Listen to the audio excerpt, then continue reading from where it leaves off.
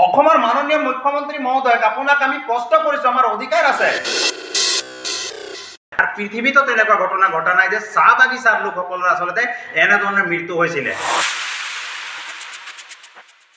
ইমানখিনি কথা জানিও চৰকাৰখনে আচলতে কোনে ৰক্ষণাবেক্ষণ তেখেতক দি আছে। চাহ শ্ৰমিকক আচলতে দুটা কাৰণতে আচলতে আমাৰ বগানত আহে, এক হ'ল ঝুমুৰ নাচিবৰ কাৰণে আৰু এক হ'ল আমাৰ আচলতে ভোট ল'বৰ কাৰণে।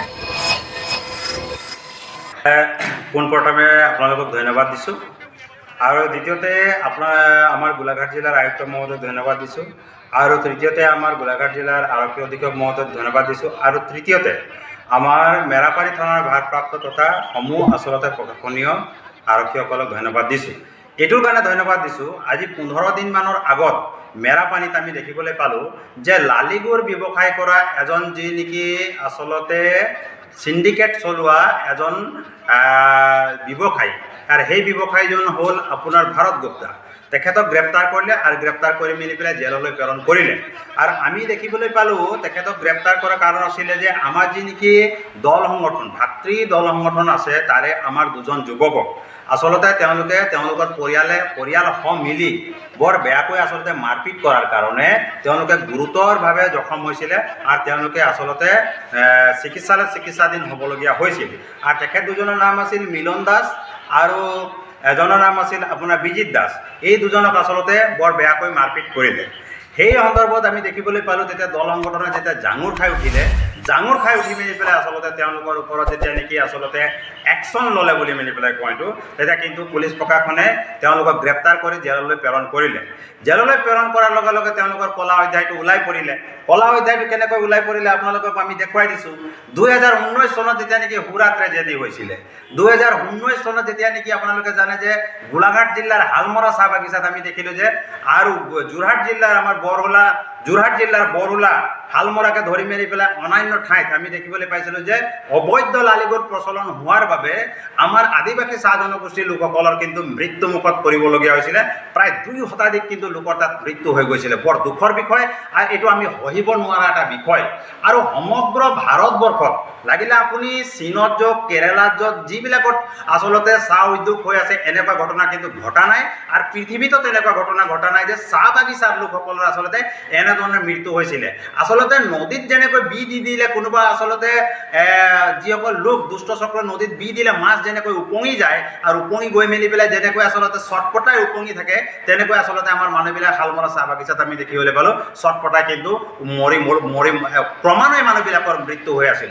তেতিয়া কিন্তু আমি মাত মাতিছিলোঁ আৰু মাত মতাত আমি যেতিয়া নেকি সেই শ্ৰমিকসকলৰ কাৰণে আমি মাত মাতিলোঁ আৰু ব্যৱস্থা ল'ব লাগে বুলি মেলি পেলাই কোৱাৰ কাৰণে সমগ্ৰ অসমত যেতিয়া নেকি জোৰদাৰ আন্দোলন হ'ল আৰু আমি চাহ শ্ৰমিক মুক্তি সংগ্ৰাম সমিতিয়ে জোৰদাৰ যেতিয়া নেকি আন্দোলন কৰিলোঁ, আন্দোলনৰ ফলত আচলতে এনেকুৱা পৰিস্থিতি এটা হ'ল যে বিধানসভাৰ অধ্যক্ষ হিতেন্দ্ৰ নাথ গোস্বামীৰ লগত কিন্তু 16জনীয়া দল এটা আহি মেলি পেলাই আমাৰ হালমৰা চাহ বাগিচাত উপস্থিত হ'ল। আৰু হালমৰা চাহ বাগিচাত যেতিয়া নেকি উপস্থিত হ'ল তেতিয়া কিন্তু আমি এইখন স্মাৰক পত্ৰ দিছিলোঁ দেই, এইখন স্মাৰক পত্ৰ দিছিলোঁ। এই স্মাৰক পত্ৰখন চাওক আৰু ৰিচিভ কৰিছিলে এইটো আপোনাৰ হিতেন্দ্ৰ নাথ গোস্বামী, আৰু হিতেন্দ্ৰ নাথ গোস্বামীয়ে কৈছিলে যে ইয়াৰ ওপৰত আচলতে তদন্ত লোৱা হ'ব। এই সজাতি দলটো যিটো আহিছিলে, সজাতি দলৰ লগত কংগ্ৰেছো আছিলে, বিজেপিও আছিলে, UDFও আছিলে, BPFও আছিলে। কিন্তু সেই সময়ত আমি মাত্ৰ দেখিবলৈ পালোঁ ৰকিবুল হুছেইন ডাঙৰীয়াহে সদনত এই কথাটো উত্থাপন কৰিছিলে, বাকীবিলাক কিন্তু নিমাত আছিলে আচলতে।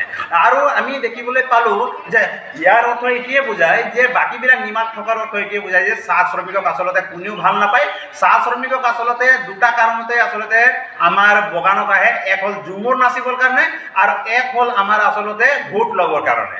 এই দুটা কাৰণতে আহে। কিন্তু এইসকল যিসকল নেকি মানুহ মৃত্যু হৈ গ'ল, তেওঁলোকৰ আঁৰত যিবিলাক লোক নেকি লুকাই আছিল, তেওঁলোকক কিন্তু আজিলৈকে গ্ৰেপ্তাৰ কৰিবলৈ এইখন চৰকাৰৰ কিন্তু বা প্ৰশাসনৰ কিন্তু সাহস নহ'ল।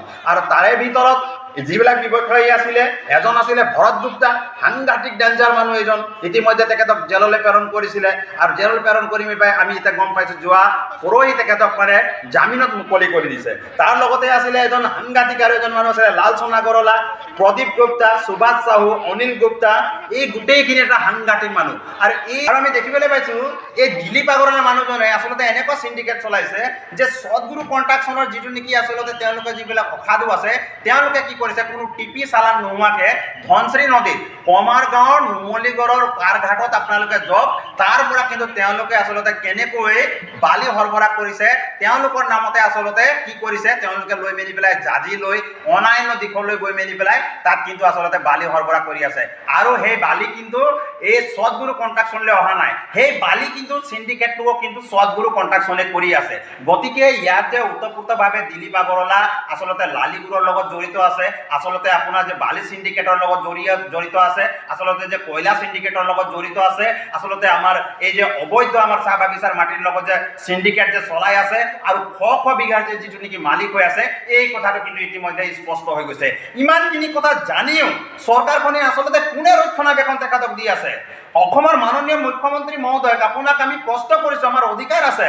আমি আজি শ বছৰ ধৰি মেলি পেলাই আপোনাক আমি মাটিৰ পট্টা বিচাৰি আছোঁ, এক কঠা মাটি মাত্ৰ আমাক দিয়ক। কিন্তু কাৰ ছত্ৰছায়াত, কাৰ আশীৰ্বাদত আচলতে তেওঁলোকে ইমান আচলতে আমাৰ চাহতলী মাটিবিলাক আচলতে জব্দ কৰিব বিচাৰিছে? সঁচাকৈ যদি আপোনাৰ সাহস আছে আৰু সঁচাকৈ যদি আপুনি এজন আমাৰ অসমৰ মাননীয় মুখ্যমন্ত্ৰী হয়, তেখেতে কিন্তু দিলীপ আগৰৱালাৰ ওপৰত কিন্তু এই বিহিত ব্যৱস্থা ল'বৰ কাৰণে কিন্তু আমি দাবী উত্থাপন কৰিছোঁ। আৰু লগতে ইতিমধ্যে যিসকল নেকি নামবিলাক মই ইয়াত গাই দিলোঁ, যিসকলে নেকি আমাৰ 14জনকৈ আচলতে যুৱক যুৱতীক ঘাট মাৰা কৰিলে আমাৰ হালমৰা চাহ বাগিচাত, তেওঁলোকক কিন্তু কেতিয়াও আমি শুদাই নেৰো। যি নেকি ভৰত গুপ্তাক যি নেকি গ্ৰেপ্তাৰ কৰিছিলে, জামিনত মুকলি কৰিছিলে, আমি প্ৰশাসনক দাবী জনাইছোঁ অতি শীঘ্ৰে তেখেতক আকৌ পুনৰাই কিন্তু গ্ৰেপ্তাৰ কৰক। আৰু ইতিমধ্যে আমি গোলাঘাট জিলাৰ আৰক্ষী অধীক্ষক মহোদয় এইখন স্মাৰক পত্ৰ আমি প্ৰেৰণ কৰিছোঁ, এইখন স্মাৰক পত্ৰ প্ৰেৰণ কৰিছোঁ, তেখেতে ৰিচিভ কৰিছে আৰু ইতিমধ্যে তেখেতে একশ্যন ল'ম বুলি মেলি পেলাই কৈছে। আৰু ইতিমধ্যে আমি গোলাঘাট জিলাৰে আমাৰ মেৰাপানী থানাতো কিন্তু আমি এখন গোচৰ ৰুজু কৰিছোঁ আৰু ইতিমধ্যে কিন্তু তেওঁৰ ওপৰত আকৌ বিহিত ব্যৱস্থা ল'ব। তাৰ লগে লগে কিন্তু দিলীপ আগৰৱালা হাৰি নাযায়, তাৰ লগে লগে কিন্তু লালচন আগৰৱালা হাৰি নাযায়, প্ৰদীপ গুপ্তা হাৰি নাযায়, সুভাষ চাহু হাৰি নাযায়, অনিল গুপ্তা হাৰি নাযায়, আকৌ পুনৰাই কিন্তু ভৰত গুপ্তাও কিন্তু হাৰি নাযায়। তেওঁলোকৰ চিণ্ডিকেটটো চক অসমখনক ধ্বংস কৰিবলৈ কেনেকৈ লাগিছে। কিন্তু তেওঁলোকৰ যি নেকি এই আগ্ৰাসন আমি দেখিবলৈ পাইছোঁ অসমত, এইটো কিন্তু আমাৰ উঠি অহা নৱ প্ৰজন্মৰ কাৰণে আৰু আমাৰ আদিবাসী চাহ জনগোষ্ঠীৰ কাৰণে আৰু আদিবাসী চাহ জনগোষ্ঠীৰ লগত যিটো নেকি আমাৰ লগত আমি মিলিতভাৱে আছোঁ, আমাৰ অসমীয়া জাতিটোৰ কাৰণে কিন্তু ই এটা বৃহৎ এটা অঘটন ঘটাবৰ কাৰণে গৈ আছে। আৰু গোটেই অসমখন যে অসমীয়াৰ হাতৰ পৰা গুচি যাব, এই কথাটো কিন্তু একদম স্পষ্ট হৈ গৈছে। সেইকাৰণে অসমৰ মাননীয় মুখ্যমন্ত্ৰী মহোদয়ক আমি দাবী জনাইছোঁ, অনুৰোধ জনাইছোঁ, অতি শীঘ্ৰে তেওঁলোকক কিন্তু গ্ৰেপ্তাৰ কৰক আৰু গ্ৰেপ্তাৰ কৰি মেলি তেখেতক কিন্তু জেললৈ প্ৰেৰণ কৰক।